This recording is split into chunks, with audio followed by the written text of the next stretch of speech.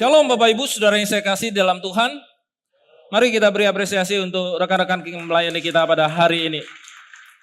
Nah Bapak Ibu, Saudara yang saya kasihi, kita bersyukur kepada Tuhan. Kita masuk di dalam bulan Agustus dan kita masuk di dalam satu tema yang baru, yaitu tentang Mazmur. Dan sepanjang 2 bulan ini, kita akan bicara tentang kitab Mazmur. Saudara, kitab Mazmur adalah satu kitab yang menarik. Oleh sebab itu, gereja di dalam periode semester ini kita mengadakan satu journey, yaitu perjalanan 60 hari bersama dengan kitab Mazmur. Minggu lalu sudah dibagikan kartu untuk baca Alkitab. Saya tidak mengharapkan kartu ini dikumpul, tapi kartu ini boleh menjadi bagian dalam hidup kita untuk menggait kita membaca kitab Mazmur ini. Semester yang lalu kita sudah membuka dengan membaca kitab Perjanjian Baru selama 90 hari. Kali ini kita dapat membaca 60 hari membaca kitab Mazmur. Saudara, di dalam warta dikatakan bahwa kitab Mazmur ini bukan hanya dibaca dengan pikiran, tapi kitab Mazmur ini dibaca dengan apa? Hati, dengan perasaan. Karena firman Tuhan bukan sekedar menjadi target kita untuk baca firman Tuhan, tapi firman Tuhan ini mengubahkan hidup kita. Oleh sebab itu saya berharap Bapak Ibu bisa baca pelan-pelan firman Tuhan. Karena saya percaya tidak ada kerohanian yang bertumbuh tanpa membaca firman Tuhan. Beberapa minggu yang lalu saya berbicara dengan seorang pendeta yang sangat senior, seorang penulis banyak buku rohani, buku tafsiran Alkitab. Dia berkata kalau sebuah gereja mau bertumbuh, itu tidak ada resep lain dan harus dimulai dengan membaca firman Tuhan. Amin. Berapa banyak saudara yang udah baca kitab Mazmur? Tanggal 1 kemarin, Mazmur 1 sampai 3. Ada yang udah baca? Oh ya ada. Luar biasa. Jangan malu-malu, boleh angkat tangan lagi, tinggi-tinggi. Di KO1 lebih banyak. Masih belum terlambat, baru tanggal 2. Nah hari ini kita bicara tentang next slide, boleh tampilkan. Jangan salah pilih jalan. Nah kita belajar tentang kitab Mazmur. Next slide. Saudara, kitab Mazmur, kalau kita mulai kitab Mazmur, saya ingin bertanya kepada Bapak Ibu Saudara, kira-kira siapa yang menulis kitab Mazmur? Lausa-lausa sekolah minggu? Siapa? Daud. Nah, saudara, sebagian besar kitab Mazmur memang ditulis oleh Daud. Sekitar 75%. Tapi ada banyak penulis lain di dalam kitab Mazmur. Ada Asaf, ada Korah, ada Salomo, dan lain sebagainya. Nah menariknya, Alkitab tidak memberitahu siapa yang menulis kitab Mazmur pasal yang pertama. Nah kitab Mazmur pasal pertama diberi judul Jalan Orang Benar dan Jalan Orang Fasik. Nah saudara, ada penafsir yang mengatakan bahwa penyusunan kitab Mazmur pasal yang pertama ini disusun terakhir kali dan ditempatkan di pertama kali, yaitu Mazmur 1. Dikatakan mereka menempatkan ini sebagai satu pintu gerbang masuk ke dalam 150 pasal kitab Mazmur. Saudara, kita tidak berdebat siapa yang menulis Mazmur 1 karena kita percaya bahwa Roh Kudus Tuhan yang menulis kitab Mazmur ini. Nah, saudara, mari kita baca bersama-sama. Saya mengajak kita bersama-sama membaca Mazmur pasal 1 ini. Ada 6 ayat. Boleh kita baca bersama-sama? Saya ingin kita baca supaya lebih menarik, yaitu wanita baca ayat pertama, pria baca ayat kedua, dan seterusnya. Kita mulai dengan ladies first, silakan. 1, 2, 3. Berbahagialah.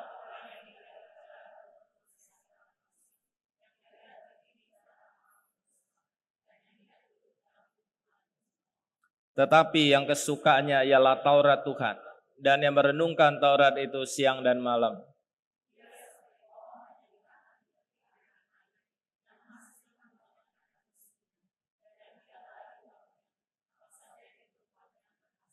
Bukan demikian orang fasik, mereka seperti sekam yang ditiupkan angin.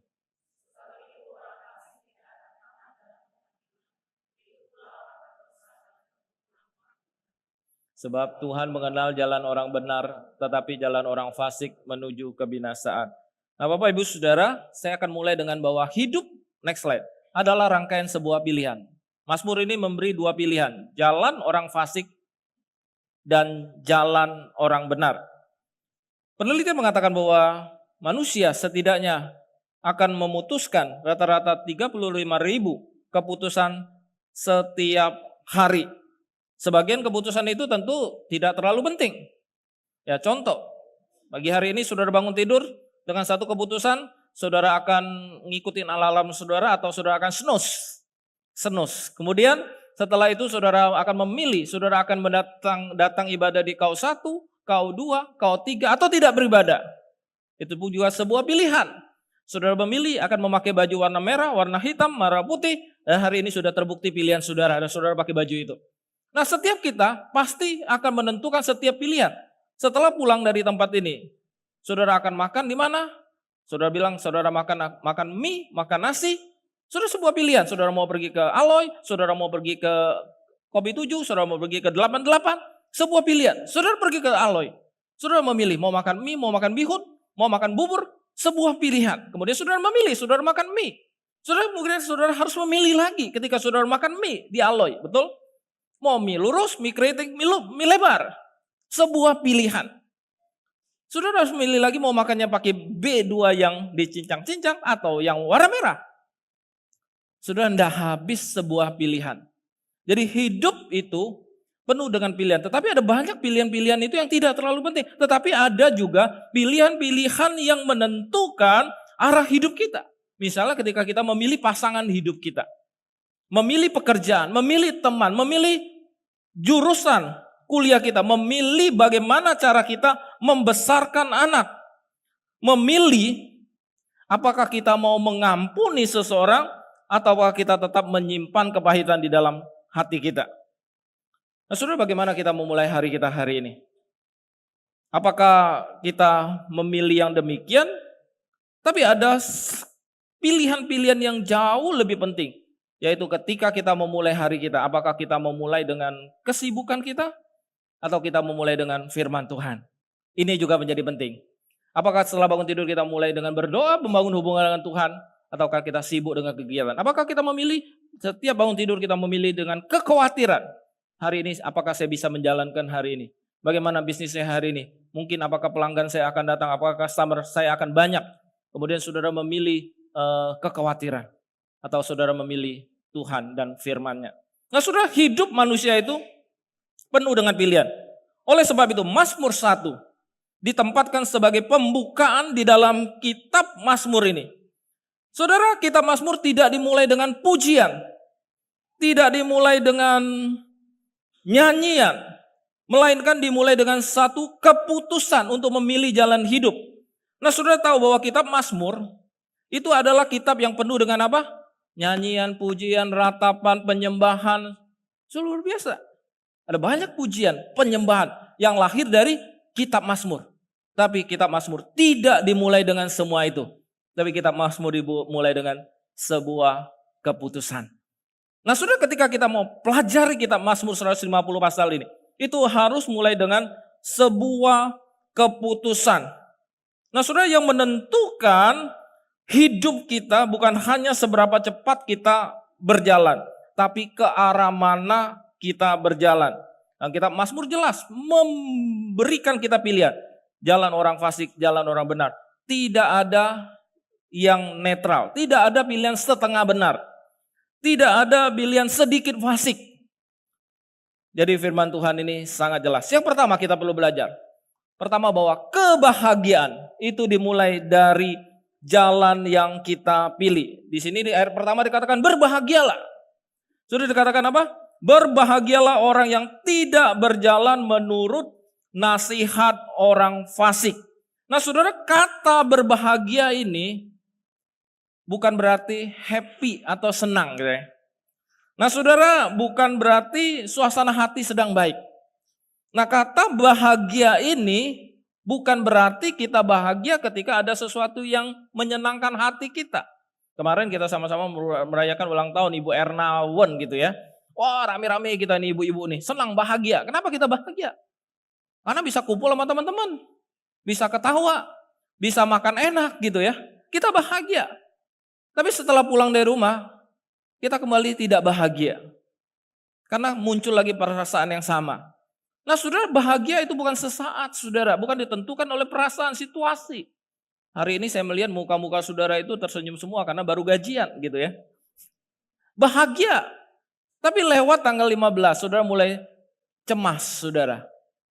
Tidak bahagia karena ditentukan oleh rekening bank kita. Saudara, bukan kebahagiaan yang seperti itu yang dimaksudkan oleh pemazmur. Nah saudara, bagaimana bahagia? Apakah dunia berkata bahwa kita bahagia itu kalau kita punya banyak uang? Dunia berkata kalau kita bahagia itu kalau kita punya rumah yang besar, kalau kita punya mobil yang bagus.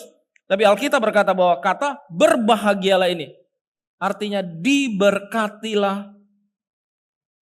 Orang yang diberkati oleh Tuhan itu adalah orang yang berbahagia. Pemazmur mengatakan orang yang berbahagia itu adalah orang yang berjalan bersama dengan Tuhan, itu baru bahagia. Saudara, media sosial mengatakan kalau bahagia itu kalau bisa pergi liburan ke luar negeri, itu bahagia. Kalau followers kita tambah banyak itu bahagia.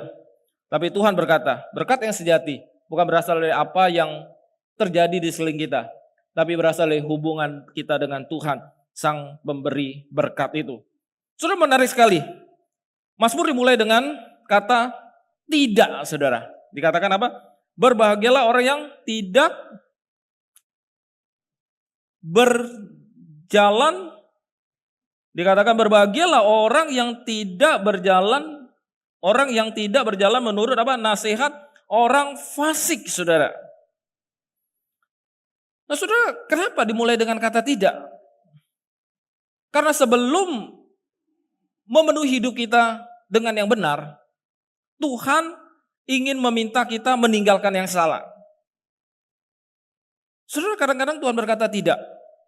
Itu tampaknya mengurangi sukacita di dalam hati kita.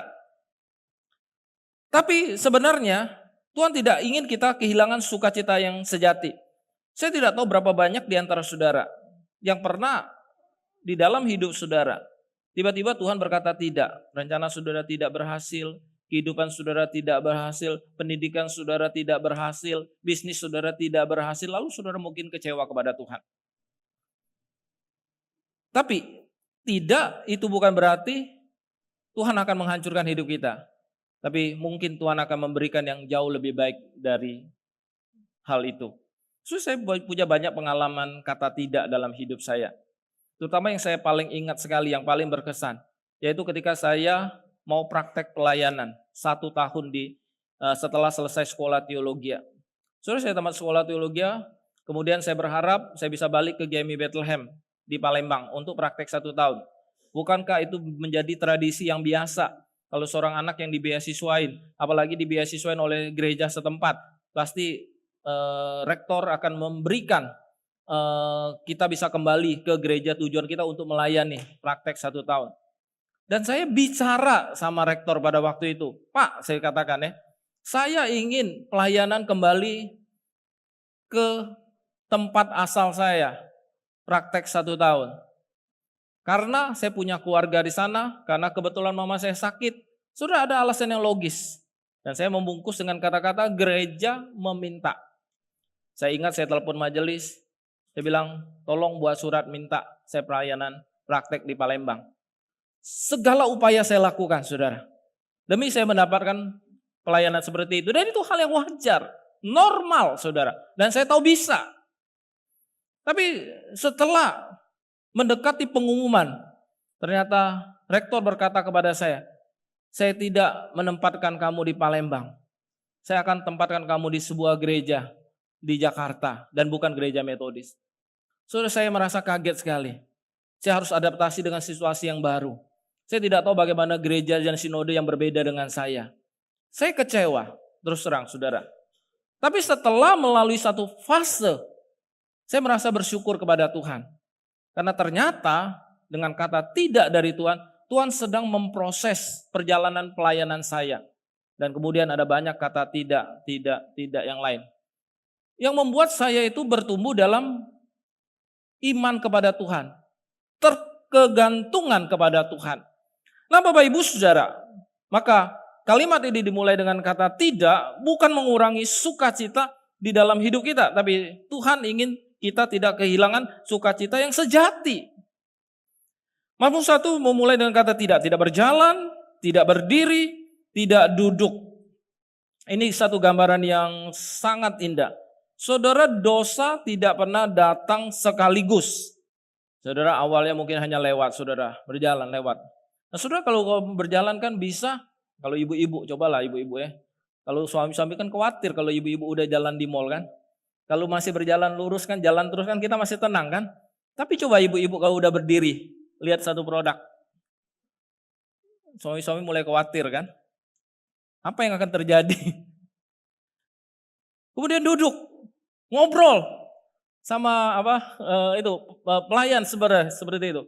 Nah, saudara lama-lama beli, saudara. Nah, saudara, intensitas itu ada, saudara. Dikatakan tidak berjalan menurut nasihat orang fasik. Saudara, orang fasik itu siapa? Orang fasik itu adalah orang berdosa. Saudara, orang fasik itu bukan saudara berpikir itu penjahat dan lain sebagainya, bukan. Saudara, dengerin nasihat siapa? Saudara, orang fasik hari-hari ini banyak. Mungkin itu adalah di media sosial saudara. Saudara dengarkan TikTok, saudara dengarkan YouTube, saudara dengarkan macam-macam saudara. Banyak kan kita sering dengarkan kan. Motivator. Saudara, itu nasihat orang fasik. Belum tentu semuanya benar. Contoh. Mungkin ada orang berkata, hidup ini hanya sekali. Maka nikmatilah hidup itu yang hanya sekali itu. Betul? Tapi firman Tuhan juga berkata, hidup itu hanya sekali. Maka hiduplah dengan bijaksana. Sudah berbeda. Kemudian katanya duduk berdiri di tengah orang berdosa. Saudara, kita bukan hanya tahu tentang orang berdosa, tapi sudah mulai melakukan dosa itu bersama-sama. Saudara, berapa banyak di antara kita melakukan hal itu tanpa kita sadar, saudara. Kemudian nanti kita akan lihat lebih lanjut. Sebenarnya duduk pada pencemooh. Pencemooh itu adalah orang-orang yang tidak mengakui Tuhan sebagai Tuhan. Yang mencemooh. Saudara sudah terlibat di dalamnya. Nah, Bapak Ibu saudara yang saya kasihi di dalam Tuhan, saudara. Masalahnya bukan soal media sosial. Masalahnya siapa yang membentuk pikiran kita itu lebih banyak, saudara. Kalau kita hanya dengar firman Tuhan setiap hari 5 menit. Kita baca firman Tuhan setiap hari 5 menit misalnya. Tapi saudara buka TikTok, buka media sosial 5 jam. Kira-kira pertanyaan saya, siapa yang mempengaruhi saudara lebih banyak? Media sosial kan? Kalau saudara, ibu-ibu buka di media sosial, di Instagram ada algoritma gitu ya. Buka masak. Nah, besok muncul tentang memasak. Besok lagi muncul, makin banyak muncul konten memasak gitu ya. Nah, demikian juga dengan hidup kita. Kalau hidup kita diisi dengan firman Tuhan terus-menerus, maka algoritma itu akan muncul, yaitu firman Tuhan di dalam hidup kita. Maka penting saudara, kita penting membangun algoritma itu di dalam hidup kita, yaitu firman Tuhan. Karena pilihan itu hanya 2, saudara harus memilih jalan dunia atau memilih jalan firman itu. Yang kedua, saudara biarkan firman itu menjadi bagian di dalam hidup kita. Saudara, 2 dikatakan tetapi yang kesukaannya ialah Taurat Tuhan. Saudara, ini kesukaan bukan sekedar kewajiban. Hari ini saya ingin bertanya kepada rekan-rekan sekalian, teman-teman.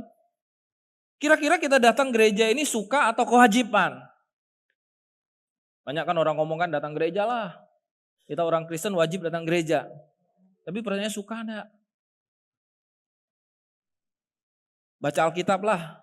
Karena memang disuruh, jadi kewajiban kita baca Alkitab.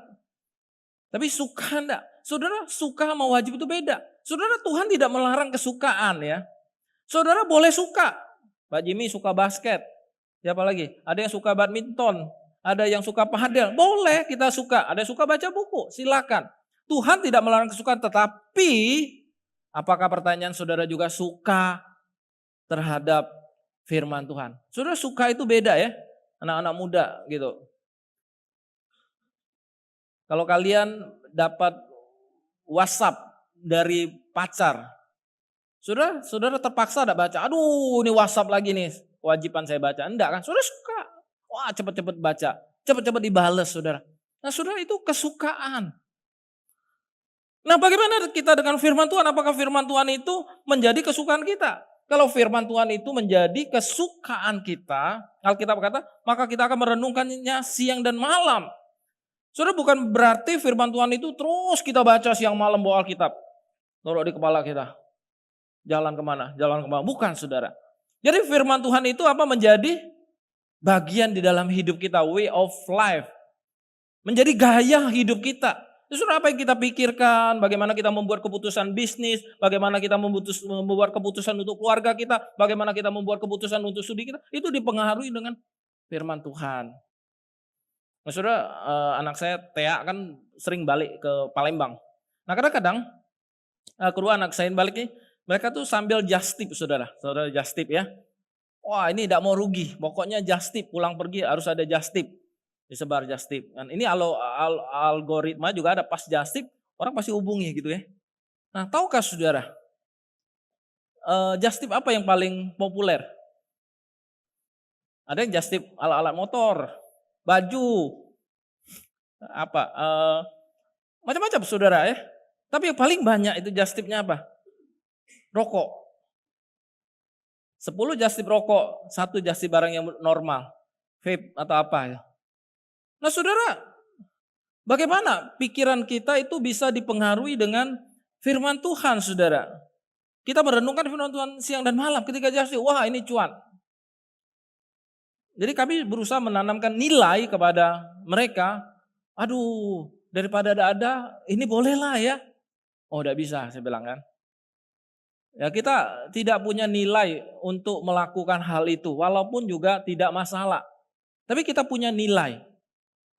Tidak apa-apa rugi sedikit, tapi kita punya nilai. Ini penting teman-teman sekalian. Jadi ini yang saya katakan menginternalisasi firman Tuhan di dalam kehidupan kita. Jadi kita ini merenungkan apa? Oh, firman Tuhan tidak boleh. Jadi kita tidak lakukan hal itu. Jadi kita akan tumbuh apa dikatakan seperti pohon yang ditanam di tepi aliran air. Saudara, pohon tidak tumbuh dalam semalam. Jadi itu perlu dipikirkan terus, dibaca, direnungkan, baru kita bisa tumbuh berdiri kokoh. Nah saudara, tidak ada orang Kristen yang tiba-tiba jadi rohani. Itu karena ikut KKR. Tidak ada. Atau ikut ke gereja dengar khotbah seminggu sekali, tidak. Itu tiap hari harus dibaca. Saudara, kalau kita mau ke gym gitu ya, coba gymnya sebulan sekali. Saya tanya PT dulu, boleh tidak saya gym sebulan sekali? Tidak bisa, harus gym minimal seminggu berapa? 3 kali atau berapa? Seperti itu. Baru bisa terbentuk. Saudara, tidak bisa. Kita perlu kebiasaan-kebiasaan baik. Nah pertanyaannya bukan sudahkah kita baca Alkitab hari ini, tapi apakah firman Tuhan itu sedang membentuk cara hidup kita hari ini? Sehingga kita menjadi sesuatu yang luar biasa, mengakar di dalam hidup kita. Dan yang terakhir saudara, ingatlah kemana jalan itu berakhir. Mazmur ini diakhiri dengan 2 gambaran yang sangat kontras. Orang benar akan tumbuh seperti pohon, orang fasik seperti sekam. Sekam itu, saudara tahu sekam itu adalah kulit dari biji gandum. Biasa kita pakai memisahkannya itu ada sebuah kayak tampi ya. Disebut menampi seperti biji gandum. Oh, begini. Kemudian naik, kemudian ada angin. Kenapa bisa ditiup angin? Karena sekam itu ringan, saudara. Sehingga dengan gampang sekam itu ditiup angin. Nah, saudara, hari ini banyak orang-orang Kristen, mungkin anak-anak muda, kita yang hidup tanpa bobot, kita yang hidup tanpa nilai, kita yang hidup dengan kompromi, tanpa kebenaran, tanpa tanggung jawab. Kelihatannya bebas menyenangkan. Tapi Mazmur 1 mengingatkan kita bahwa hidup tanpa akar itu akhirnya akan diterbangkan oleh badai kehidupan. Tidak semua jalan berakhir di tempat yang sama. Ada jalan yang tampaknya menyenangkan tapi akhirnya kosong. Sebaliknya ada jalan yang tampaknya susah, sempit dan tidak mudah, tapi berakhir dalam kehidupan. Saudara, mengapa banyak orang memilih jalan yang salah? Karena mereka mencari sumber kehidupan yang salah. Saudara, misalnya kalau saudara punya HP, tiba-tiba baterai saudara lowbat tinggal 1%. Saudara, yang saudara cari apa? Saudara harus cari chargers seperti itu kan. Mengapa? Karena kita tahu bahwa masalah HP ini bukan pada aplikasinya. Bukan pada kameranya. Bukan pada lensanya atau layarnya. Masalahnya pada tenaganya. Tapi anehnya ketika kehidupan kita, saudara, terasa kosong. Kita seringkali mencari chargers di tempat yang salah. Kita berpikir kalau saja saya punya atau pindah pekerjaan, saya bisa bagus. Kalau saya punya rumah yang besar, saya bisa bahagia. Kalau saja penghasilan saya bertambah, saya bisa bahagia. Saudara tahu misalnya ada satu bintang film Robin Williams. Saudara tahu Robin Williams yang menghibur orang gitu, yang sangat lucu gitu ya, terkenal sekali. Dia meninggal dalam usia 62 tahun karena apa? Karena bunuh diri. Dia memiliki segalanya. Tapi segalanya itu tidak menjadi jaminan dia bisa bahagia. Mungkin saudara pikir kalau pasangan saya berubah, mungkin saya akan bahagia. Saudara, masalahnya yang paling seringkali dalam keadaan demikian, kita tidak membangun hubungan yang sehat dengan Tuhan sebagai sumber kehidupannya. Oleh sebab itu Mazmur 1 menekankan kita harus berakar di dalam Tuhan. Oleh sebab itu Mazmur 1 ini ditutup dengan ayat yang ke-6, dikatakan apa? Sebab Tuhan mengenal jalan orang benar, tetapi jalan orang fasik menuju kebinasaan. Nah saudara, Tuhan mengenal jalan orang benar. Bukan berarti Tuhan tidak mengenal jalan orang yang tidak benar. Pasti Tuhan juga kenal jalan orang yang tidak benar. Nah saudara, mengenal ini digunakan kata apa dalam bahasa Ibrani? Yada. Saudara, yada itu apa? Mengenal bukan hanya tahu, saudara. Mengenal seperti suami istri. Tahu semua luar dalamnya. Itu Tuhan kenal, saudara. Nah saudara, berarti Tuhan itu mengasihi kita, memelihara. Dan hidup dalam relasi yang intim dengan orang benar. Bukan hanya Tuhan tahu kita. Kemudian tujuan akhir orang benar itu bukan sekedar sorga. Tapi hidup bersama dengan Tuhan dan yang mengenal dan menuntun setiap langkah hidup kita. Dan jalan orang fasik itu pasti akan berujung pada kebinasaan. Oleh sebab itu saya mengatakan di sini, kebahagiaan sejati bukan ketika kita dikenal dunia, melainkan ketika kita dikenal oleh Tuhan dan semakin mengenalnya. Nah Bapak Ibu, saya ingin menutup dengan kalimat ini. Next slide. Saudara, bahaya terbesar membaca kitab Mazmur ini adalah kita mulai berpikir, saya ini orang benar. Wah, saya ini orang benar. Kamu yang orang fasik dalam hati, seperti itu ya. Wah, saya ini orang benar, tiap hari datang gereja. Tiap hari aktif, tiap hari melayani. Saya majelis, saya hamba Tuhan. Kamu yang orang fasik. Nah saudara, Mazmur pasal yang pertama bukan ditulis supaya kita membandingkan diri dengan orang lain. Melainkan supaya kita menyadari bahwa kita membutuhkan Kristus. Saudara, kalau kita jujur, tidak ada seorang pun di antara kita yang disebut orang benar. Tidak ada satu pun dari kita benar-benar seperti pohon yang ditanam di tepi aliran air. Saudara, kita semua pernah berjalan menurut nasihat yang salah. Pernah berdiri di jalan orang berdosa. Bahkan duduk dan merasa nyaman dengan dosa. Saudara, kita semua pernah gagal. Saya kasih contoh, saudara. Andai kata saya berkata kepada saudara, saudara mau enggak bohong satu kali saja? Saya kasih duit 100.000. Ada yang mau angkat tangan? Bohong 101 kali. Saya kasih duit 100.000. 100.000 terlalu kecil lah Musa. Bohong sekali. Lalu tapi saya naikkan angkanya. Saya kasih uang langsung, saya naik yang besar 100 juta. Wah, mau langsung. Ada yang 100 juta, ada yang mau? Ada yang mau? Padahal mau dalam hati ya.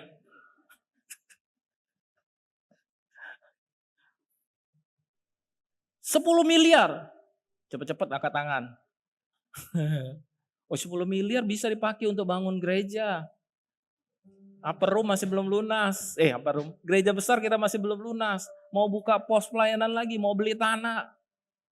Lumayan. Bisa bantu orang miskin. Ada banyak orang susah.